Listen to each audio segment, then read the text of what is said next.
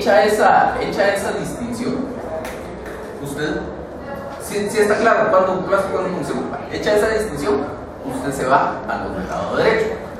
Ya decidió que va a ser plazo, lo conecta con obligación o lo conecta con derecho, o ya decidió que va a ser condición, lo conecta con obligación o lo conecta con derecho. Y entonces, ¿cuál de las dos del lado derecho escoge? Aquí se opera lo que preguntaba aquí su compañera hace un rato. Primero ve usted si existe una relación entre acreedor y deudor o no existe. Más o menos lo mismo que vería en la caducidad o en la prescripción. Para decidir si plantea caducidad o prescripción, ve si existe una relación entre acreedor y deudor o no. Si existe una relación entre acreedor y deudor, en ese caso hay tanto obligación como derecho. El ejemplo que teníamos hace un momento, yo le choqué su carro a usted, yo tengo la obligación de pagarle los daños y perjuicios que le causé, y como correlativo a esa obligación, usted tiene el derecho a percibir el pago. Yo me quedo sin dinero y usted me presta 10,000 quetzales, un contrato de mutuo. Usted tiene el derecho a que yo le pague sus 10,000 quetzales que me prestó, y yo tengo la obligación de pagarle esos 10,000 quetzales. Siempre que hay una relación entre acreedor y deudor, hay tanto obligación como derecho. Hay otros casos en los que la demanda no se fundamenta en una relación entre acreedor y deudor. Entonces, tenemos que decidir si hay relación entre acreedor y deudor, pero que eso sea el fundamento de la demanda. Porque digamos, si yo celebro con usted un contrato de suministro, entonces, pues usted va a tener ahí hay que clarificar dos cosas. La relación entre acreedor y deudor no necesariamente conlleva el pago de una suma de dinero, sino y cumplir con alguna prestación. En un contrato de suministro, yo voy a hacer, y usted me tiene que suministrar tintas para impresoras. Entonces, usted va a ser deudor de tintas de impresora, me va a tener que entregar cada mes las tintas de impresoras que yo necesito, y yo voy a tener el derecho a que usted me dé esas tintas.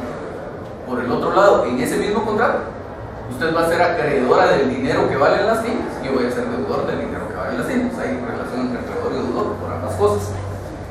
Pero en ese mismo contrato, yo la demando a usted, pero no para que me entregue tintas, sino le demando la nulidad del contrato, o le demando la rescisión del contrato. En ese caso, existe entre usted y yo una relación entre acreedor y deudor, pero no es por la relación entre acreedor y deudor que yo estoy demandando.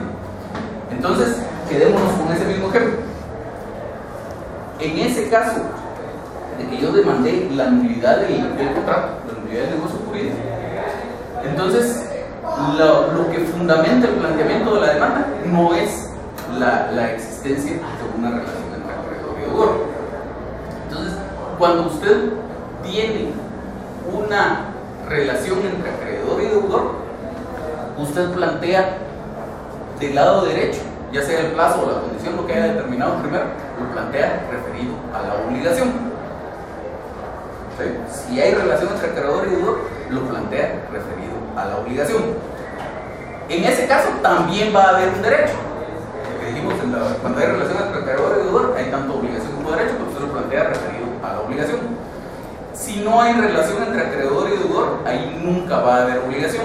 Lo único que va a haber es derecho. Por eso es que en ese otro caso, usted la plantea referida al derecho. Entonces, por ejemplo, quedémonos con la misma causal esta de divorcio del abandono del hogar conyugal por más de un año. Usted está casada, su esposo abandona el hogar conyugal. Cuando tiene 8 meses de haber abandonado el hogar conyugal, usted demanda el divorcio basado supuestamente en esa causal.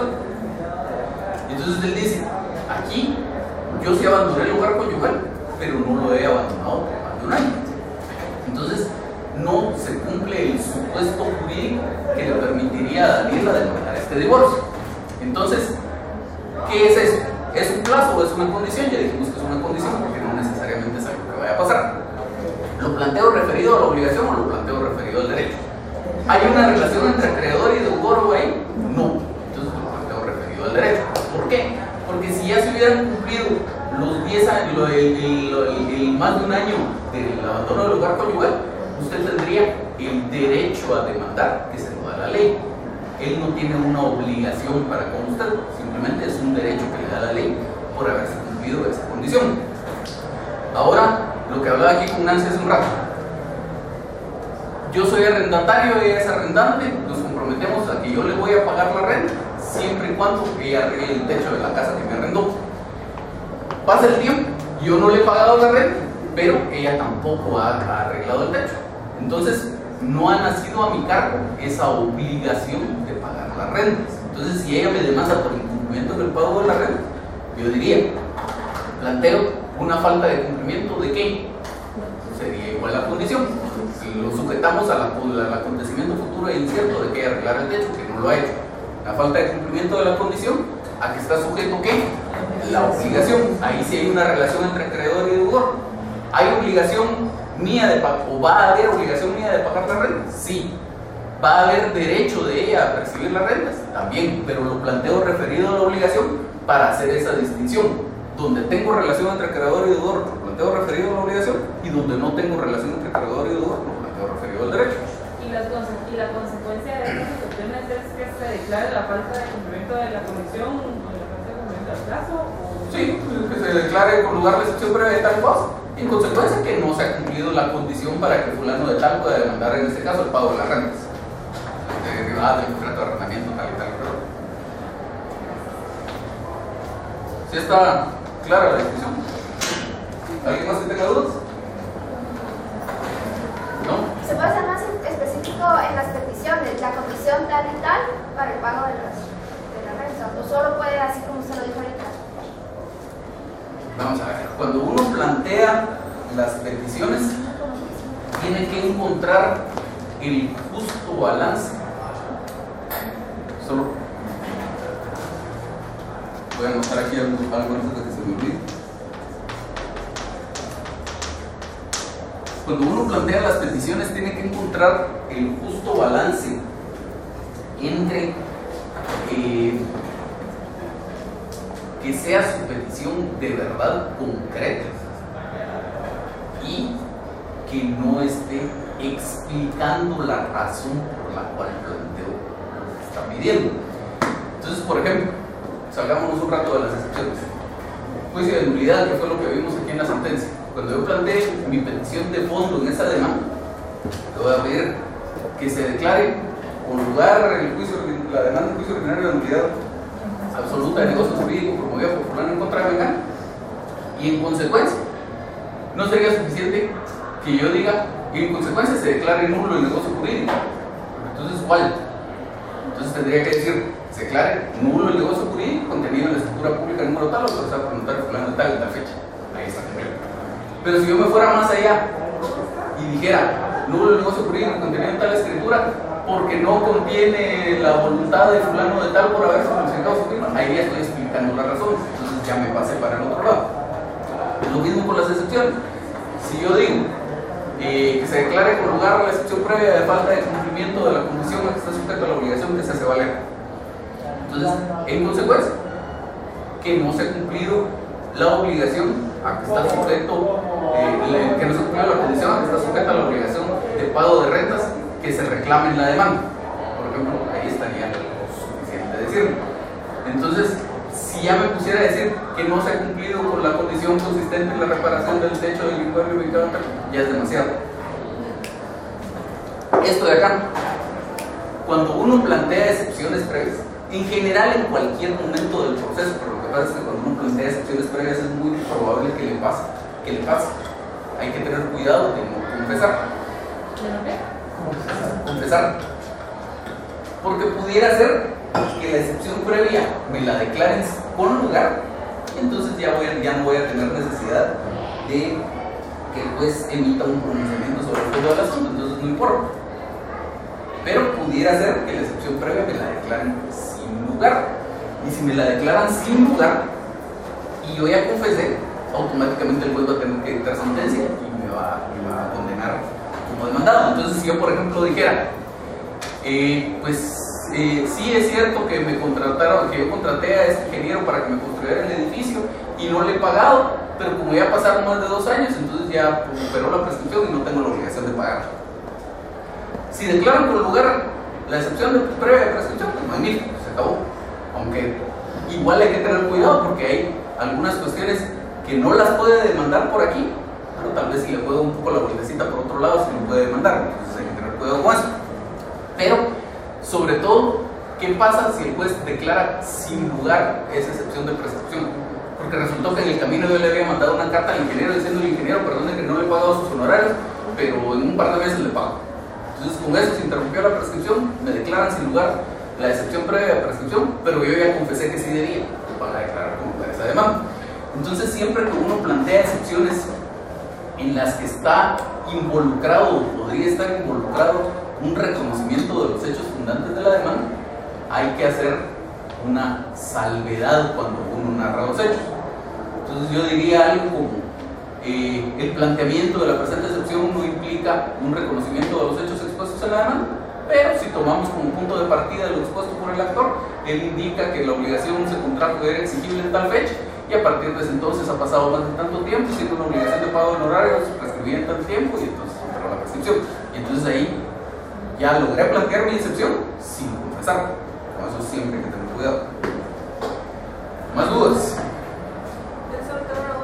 En eso de la falta de cumplimiento, entonces, ¿cómo se llamaría la excepción? Falta de cumplimiento de plazo a que se estuviera sujeto a la obligación que se hace valer.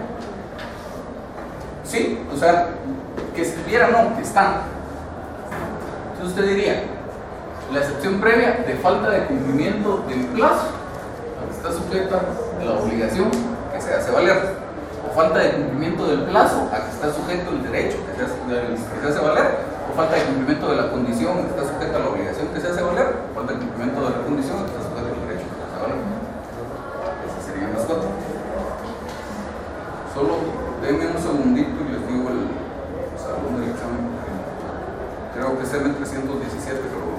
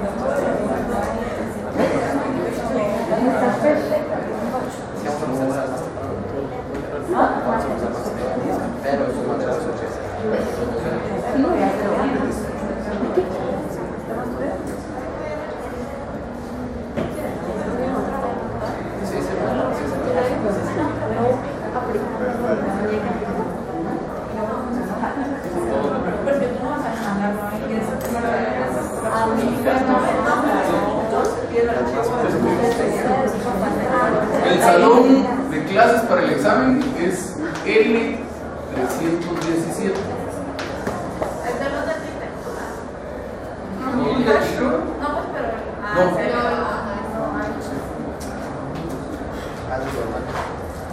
Entonces, sábado a las 8, de 8 a 11, igual que siempre, las mismas reglas de siempre, con su máquina de escribir, revisen que sirva, traigan su cita de repuesto, sus leyes, su papel, todo. Igual son el orden de nada, la competencia, Rosario, la Virgen de no sé qué, la RAI, en esas dos nunca, y en las otras depende. Por ejemplo, una prescripción, si es de rentas, podría ser solo de algunas rentas y el proceso continúa